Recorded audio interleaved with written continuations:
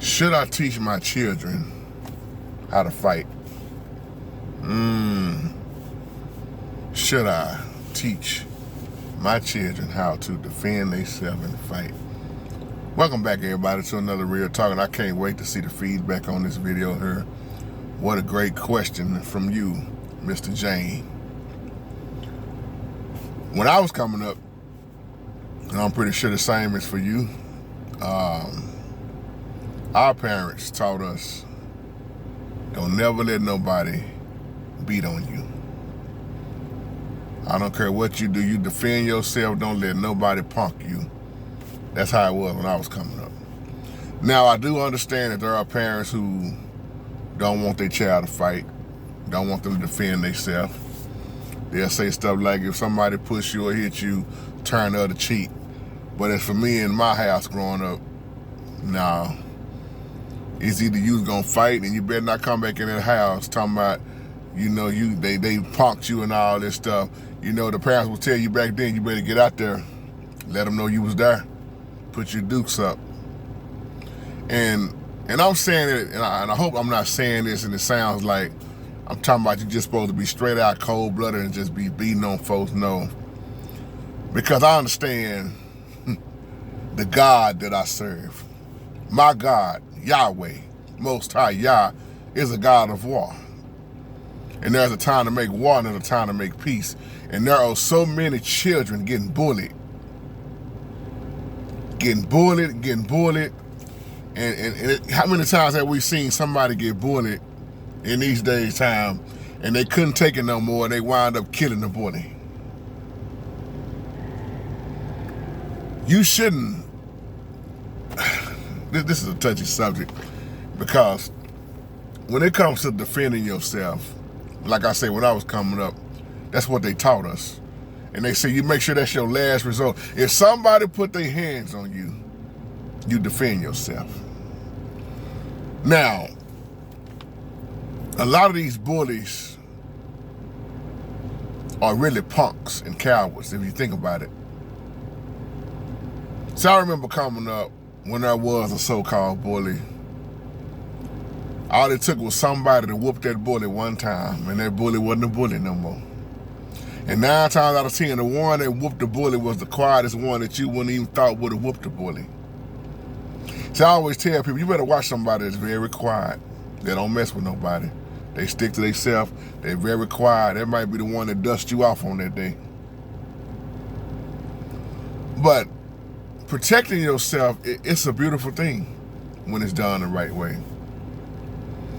Now, I remember coming up, I went to school with a couple of brothers that knew karate. They was cold with it. And that's a whole nother situation because those are the ones you really don't want to mess with, and they train to take you down.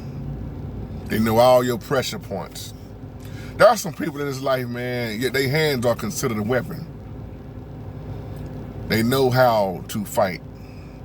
One of my favorite persons I love to watch is Michael Jai White. I've been watching Michael Jai White for years.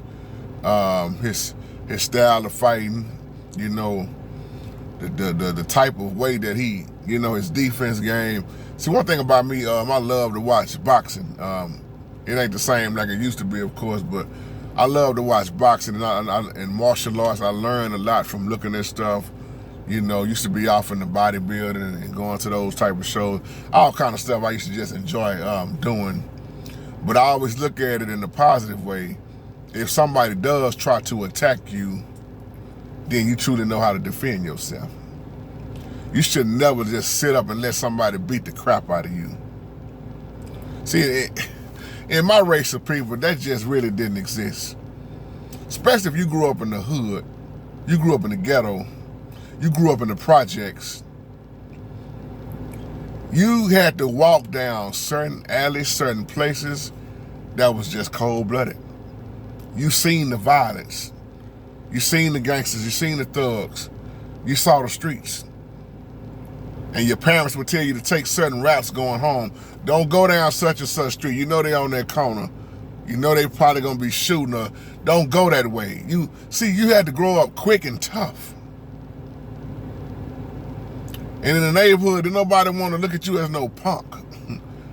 Go tease such and such, because he ain't gonna fight back. No, that's why a lot of times parents say you fight back. And that will cause a lot of parents to get into it with other parents. Well, your child hit my child. Your child shouldn't have. Well, man. There is a movie I love with Jason Statham. I think it's called Homefront. I don't know if y'all ever saw this movie. And if you're familiar with Jason Statham, his style of fighting. But in this particular movie, you know, Jason Statham had to move to another location because he played an undercover, you know, cop. And some things went down. This dude's son got killed. So he started a whole new location with a different name. But when he went to this location and his little daughter started going to school, there was this big boy bullying his daughter. But what that boy didn't know, his daughter knew karate because her dad had taught her how to fight, which was played by Jason Statham. But he only taught her that to defend herself. And that bully just kept on picking on her.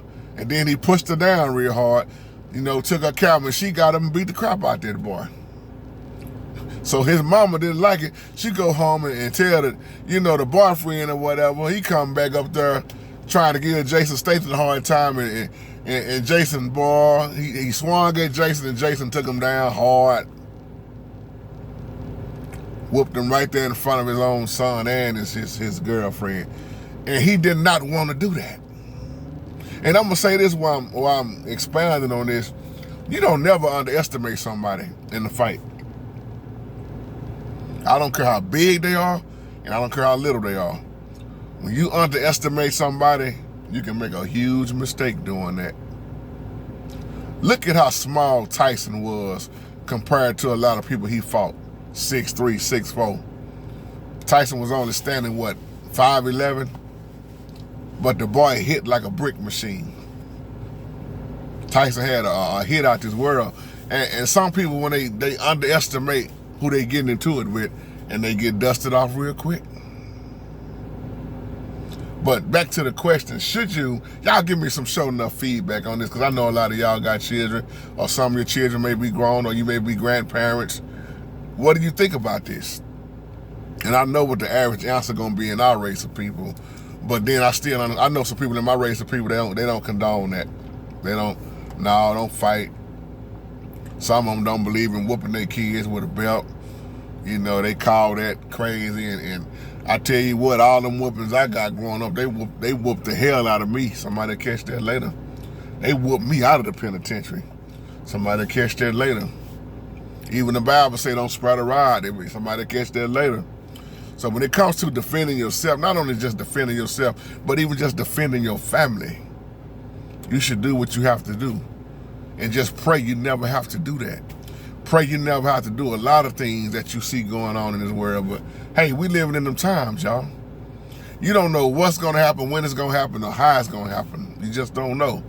So you got, like Ecclesiastes chapter 3 said, there's a time to war and a time to make peace.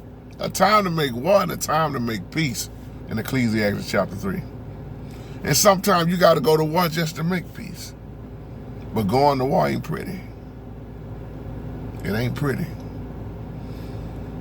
So even my baby girl and my baby boy, you know, Gabby is 18 now, but she knows don't let nobody push on her, don't let nobody punk her. But even like I tell my little son, man, you don't let nobody, I tell him a lot of things, even though he's just only 5, I tell him a lot of stuff about what's going on out here. And he sees it. He sees it wherever he goes, you know. And he asks, one thing I like about them, they ask a lot of questions. They so little, but they ask some strong questions to me all the time.